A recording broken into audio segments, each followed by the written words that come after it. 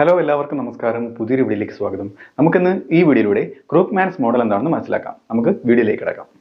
ക്രൂക്ക്മാൻസ് model 1979. നമുക്കതിൻ്റെ അടിസ്ഥാനപരമായിട്ടുള്ള കാര്യങ്ങൾ മനസ്സിലാക്കാം.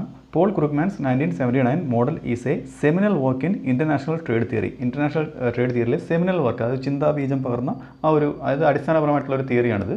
Explaining how and why trade can occur between countries with similar resource and technology. അതായത് ഒരേ റിസോഴ്സും ഒരേ ടെക്നോളജിയും ഉള്ള രാജ്യങ്ങൾ തമ്മിൽ എങ്ങനെ ട്രേഡ് നടക്കുമെന്നാണ് ഇത് വിശദീകരിക്കുന്നത്. It was a breakthrough that challenged traditional theories. അതായത് ട്രഡീഷണൽ തിയറീസിന് വെല്ലുവിളികൾ ഉയർത്തിയ ഒരു നല്ലൊരു പുത്തൻ ആശയമായിരുന്നു ഈ തിയറി മുന്നോട്ട് വെച്ചത്. Such as the Ricardian model and the Heckscher Ohlin model. ഇതൊക്കെ ട്രഡീഷണൽ തിയറീസ് ആണ് കേട്ടോ. ഈ തിയറികൾ പറയുന്നത് which primarily explained trade between countries with different resource endowments or technology. അതായത് ഡിഫറൻ്റ് ആയിട്ടുള്ള റിസോഴ്സ് എൻഡോമെൻറ്റ്സ്, അതായത് ഫാക്ടറീസ് ഓഫ് പ്രൊഡക്ഷൻ, പിന്നെ ടെക്നോളജീസ്, ഇതൊക്കെ ഡിഫറൻ്റ് ആയിട്ടുള്ള കൺട്രികൾ തമ്മിൽ ട്രേഡ് ചെയ്യുന്ന കാര്യമാണ് ഈ ട്രഡീഷണൽ തിയറികൾ പറയുന്നത്.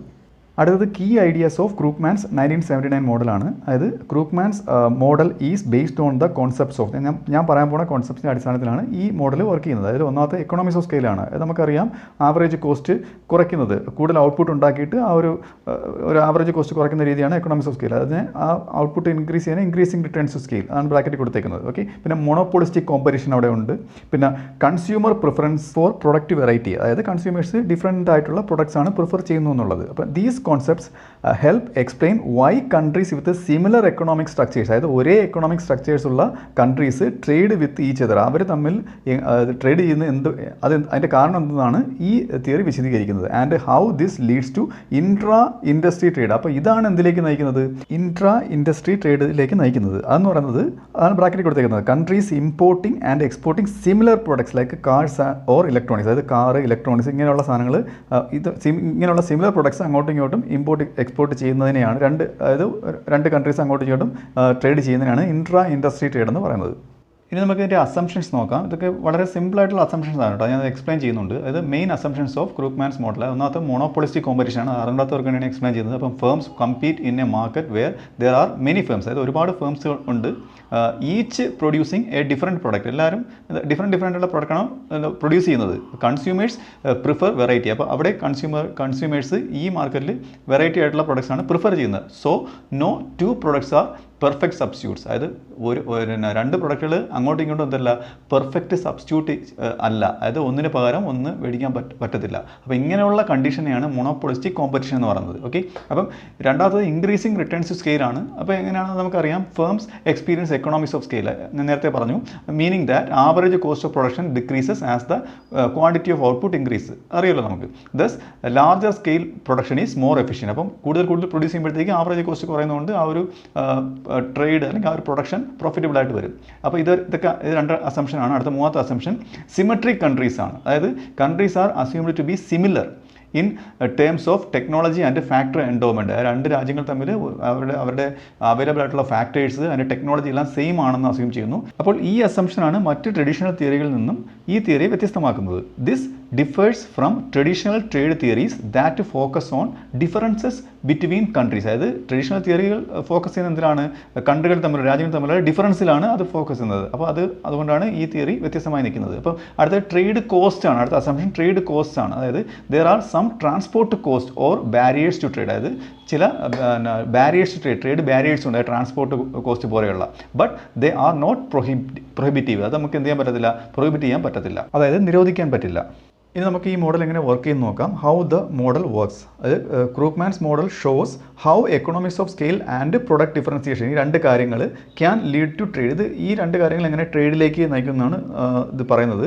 ഈവൻ എമംഗ് സിമിലർ കൺട്രീസ്, ഒരേ രാജ്യങ്ങൾ തമ്മിൽ തന്നെ ഇങ്ങനെ ഒരു ട്രേഡിൽ ഏർപ്പെടാനുള്ള കാരണം. ഓക്കെ, അതിൽ ഒന്നാമത്തത് market size and economics of scale നോക്കാം. ഓക്കെ, ഇത് വർക്ക് ചെയ്യുന്നത് എങ്ങനെയാണ്? Firms producing a specific good can reduce their average cost. അതാണല്ലോ എക്കണോമിക്സ് ഓഫ് സ്കെയിൽ എന്ന് പറയുന്നത്. By expanding production due to economics of scale. Okay, in a closed economy എന്ന് വെച്ച് കഴിഞ്ഞാൽ മറ്റ് രാജ്യങ്ങളുമായിട്ട് ട്രേഡ് ബന്ധത്തിൽ ഏർപ്പെടാത്ത രാജ്യങ്ങൾ. Okay, the market size limits how much firms can expand. അപ്പം ഈ മാർക്കറ്റ് സൈസ് ചെറുതായതുകൊണ്ട് ഫേമിന് എക്സ്പാൻഡ് ചെയ്യുന്നതിനുള്ള ഒരു ലിമിറ്റേഷൻ ഉണ്ട്.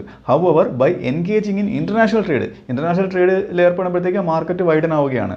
Firms can access larger markets allowing them to achieve greater economics of scale. അവർക്ക് കൂടുതൽ, അതായത് എക്കണോമിക്സ് ഓഫ് ഓഫ് സ്കെയിൽ അവർക്ക് നേടാൻ കഴിയും.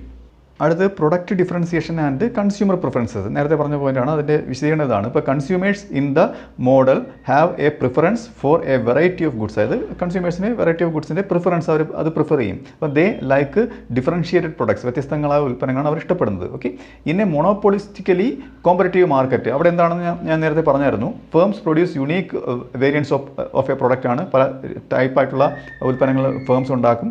By trading countries can offer their consumers a wider range of product varieties. ട്രേഡിലൂടെ അവർക്ക് അവിടുത്തെ കൺസ്യൂമേഴ്സിന് ഒരുപാട് വെറൈറ്റീസ് ഓഫ് പ്രൊഡക്ട്സ് അവർക്ക് കൊടുക്കാൻ കഴിയും.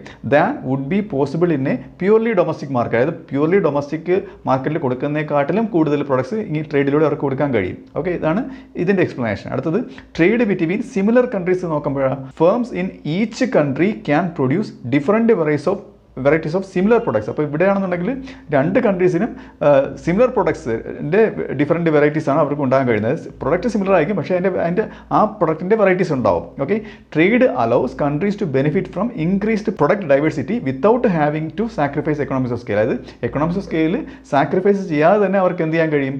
അതായത് കൂടുതൽ പ്രൊഡക്റ്റ് ഉണ്ടായിക്കഴിഞ്ഞാൽ ആ രാജ്യത്ത് തന്നെ വിൽക്കാൻ പറ്റത്തില്ല, അവർക്ക് മറ്റു രാജ്യങ്ങളിലേക്ക് കയറ്റുമതി ചെയ്യേണ്ടി വരും. ഓക്കെ, അപ്പോൾ അങ്ങനെ വരുമ്പോഴത്തേക്ക് ആ വെറൈറ്റി മറ്റ് രാജ്യങ്ങൾക്ക് കൊടുക്കാം, മറ്റ് രാജ്യങ്ങളുടെ വെറൈറ്റി ഇങ്ങോട്ട് ഇമ്പോർട്ട് ചെയ്യുകയും ചെയ്യാം. അതാണ് എൻ്റെ ഒരു നേട്ടം എന്ന് പറയുന്നത്.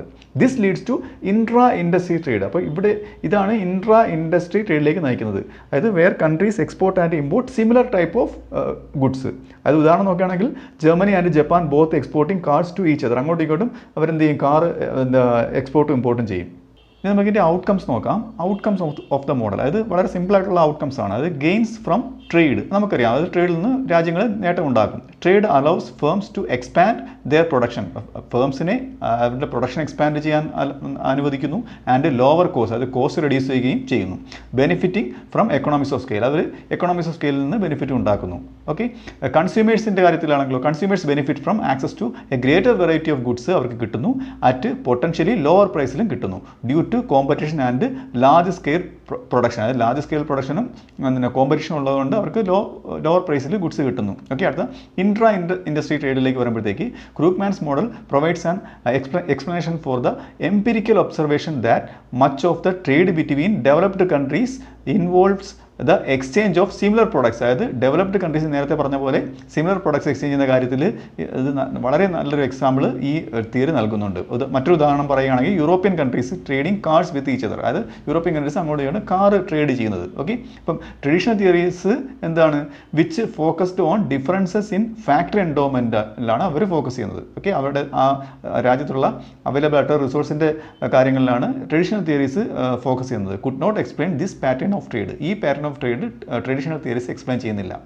അടുത്ത മാർക്കറ്റ് സ്ട്രക്ചർ എന്ന ഔട്ട്കം നോക്കാം. അത് the model shows that international trade leads to an increase in market size. നമുക്കറിയാം മാർക്കറ്റ് സൈസ് ഇവിടെ കൂടുകയാണ് ചെയ്യുന്നത്. അതായത് encouraging firms to produce on large scale and become more efficient. കൂടുതൽ ലാർജ് സ്കെയിലിൽ പ്രൊഡ്യൂസ് ചെയ്യാനും അത് കൂടുതൽ എഫിഷ്യൻ്റ് ആവാനും ഫേംസിനെ അലോ ചെയ്യുന്ന ഒരു കാര്യമാണിത്. Okay, this can result in A consolidation of firms as less efficient producers R driven out of the market. അതായത് ചെറിയ അളവിൽ ഉൽപ്പന്നങ്ങൾ ഉണ്ടാക്കുന്ന ഫേമുകളെല്ലാം മാർക്കറ്റിന് പുറത്തേക്ക് പോകും. അപ്പോൾ അവിടെ ആ ഒരു കൺസോളിഡേഷൻ നടക്കുക. അതായത് അവിടെ ചുരുങ്ങിയാണ് മാർക്കറ്റ്, അവിടെ ചുരുങ്ങിയാണ് ചെയ്യുന്നത്. അതായത് വലിയ രീതിയിൽ ഔട്ട്പുട്ട് ഉണ്ടാക്കുന്ന ഫേംസ് മാത്രം അവിടെ പിടിച്ചിരിക്കും.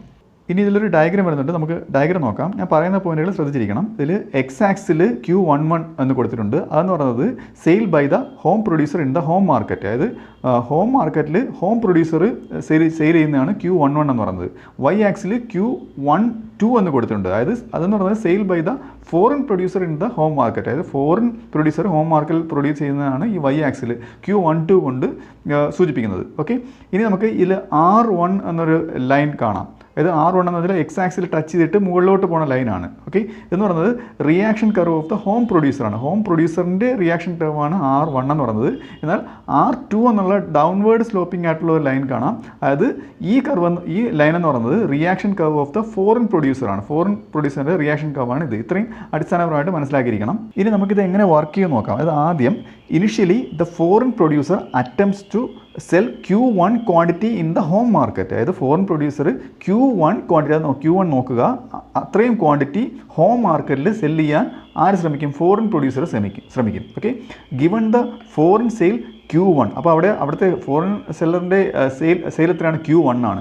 അവിടുത്തെ റിയാക്ഷൻ കർവ്, അപ്പം അതിനോട് ആര് റിയാക്ട് ചെയ്യുന്നു? നമ്മുടെ ഹോം പ്രൊഡ്യൂസർ. അപ്പോൾ ഹോം പ്രൊഡ്യൂസറുടെ റിയാക്ഷൻ കർവ് ഏതാണെന്ന് പറഞ്ഞു? R1. അതാണ് അദ്ദേഹത്തിൻ്റെ റിയാക്ഷൻ കർവ്. ഓക്കെ, അപ്പോഴത്തേക്ക് reaction curve R1 of the home producer. അപ്പോഴത്തേക്ക് the profit maximising sale by the home producer. അപ്പോൾ ഈ ഹോം പ്രൊഡ്യൂസറിൻ്റെ പ്രോഫിറ്റ് മാക്സിമൈസിങ് സെയിൽ എന്ന് പറയുന്നത് in the home market, home മാർക്കറ്റിലെ പ്രോഫിറ്റ് മാക്സിമൈസിങ് സെയിൽ എന്ന് പറയുന്നത് Q2 ആണ്. ഇനി സംഭവിക്കുന്നത് വെച്ചാൽ given the sale Q2 by the home producer. അതായത് ഹോം പ്രൊഡ്യൂസറിൻ്റെ സെയിൽ ഏതാണ്? Q2 ആണ്. ഓക്കെ, ആൻഡ് ഫോറിൻ പ്രൊഡ്യൂസറിൻ്റെ റിയാക്ഷൻ ഏതാണ്? R2. Okay, the latter will choose. അതായത് ഫോറിൻ പ്രൊഡ്യൂസർ എന്ത് ചൂസ് ചെയ്യും? To sell the quantity Q3. അദ്ദേഹം ഇങ്ങനൊരു സിറ്റുവേഷനിൽ Q3 സെല് ചെയ്യാൻ വേണ്ടി ശ്രമിക്കും. ഓക്കെ, അപ്പം the reaction curve of the home producer to this sale. അപ്പോൾ ഈ സെയിലിന് ഹോം പ്രൊഡ്യൂസർ റിയാക്ട് ചെയ്യത്തില്ലേ? ആ റിയാക്ഷൻ എന്ന് പറയുന്നത് will be to sell Q4 quantity. അപ്പോൾ അത് Q4 ക്വാണ്ടിറ്റിയിലാണ്, Q4 ക്വാണ്ടിറ്റി സെല്ല് ചെയ്തുകൊണ്ടാണ് അതിനോട് റിയാക്ട് ചെയ്യുന്നത്. അപ്പോൾ ഇനി അടുത്തത് ഇക്വിലിബ്രിയമാണ് പറയാൻ പോകുന്നത്. ഓക്കെ, അപ്പോൾ ഇക്വിലിബ്രിയം നിങ്ങൾക്ക് തന്നെ മനസ്സിലാവും. അതായത് ഈ രണ്ട് റിയാക്ഷൻ കർവ് കൂടെ ഇൻ്റർസെക്റ്റ് ചെയ്യുന്ന ആ പോയിൻ്റാണ് ഇക്വിലിബ്രിയം വരുന്നത്. ഓക്കെ, ഈ റിയാക്ഷൻ കർവ് R1ഉം R2ഉം കൂടെ ഇൻ്റർസെക്റ്റ് ചെയ്യുമ്പോഴത്തേക്ക് ഉണ്ടാകുന്ന ക്വാണ്ടിറ്റി എന്ന് പറയുന്നത് Q0 ആണ്. ഓക്കെ, അതായത് equilibrium will take place at the intersection of R1 and R2 exactly at the 45 degree angle line. അതായത് 45 ഡിഗ്രി ആംഗിൾ ലൈനിൽ ആണ് ഇത് രണ്ടും കൂടെ ഇൻ്റർസെക്ട് ചെയ്യുന്നതായിട്ട് കാണിക്കുന്നത്. ഓക്കെ, അവിടെയാണ് ഇക്വിലിബ്രിയം വരുന്നത്. ഇൻ ദ ഇക്വിലിബ്രിയം സിറ്റുവേഷൻ, ഈ ഇക്വിലിബ്രിയം സിറ്റുവേഷനിൽ the home producer and foreign producer will cell equal quantities Q0. അപ്പോൾ അവിടെ നോക്കുക, രണ്ട് പ്രൊഡ്യൂസേഴ്സും Q0 എന്ന ക്വാണ്ടിറ്റിയാണ് വിൽക്കുന്നതായിട്ട് കാണിച്ചിരിക്കുന്നത്. Okay, in the home market. എവിടെയാണ്? ഹോം മാർക്കറ്റിൽ രണ്ടുപേരും ഒരേ ക്വാണ്ടിറ്റി വിൽക്കുന്നതായിട്ട് കാണിച്ചിരിക്കുന്നു. Okay, it is possible to make similar analysis also for the foreign market. അപ്പം ഫോറിൻ മാർക്കറ്റിലും ഇതേ അനലൈസിസ് നടത്താൻ സാധ്യമാണ് ഈ ഒരു അവസ്ഥയിൽ. അപ്പോൾ ഈ വീഡിയോ നിങ്ങൾക്ക് മനസ്സിലായെന്ന് വിശ്വസിക്കുന്നു. അടുത്ത വീഡിയോയിലൂടെ മറ്റൊരു വിഷയമായി വീണ്ടും കാണാം.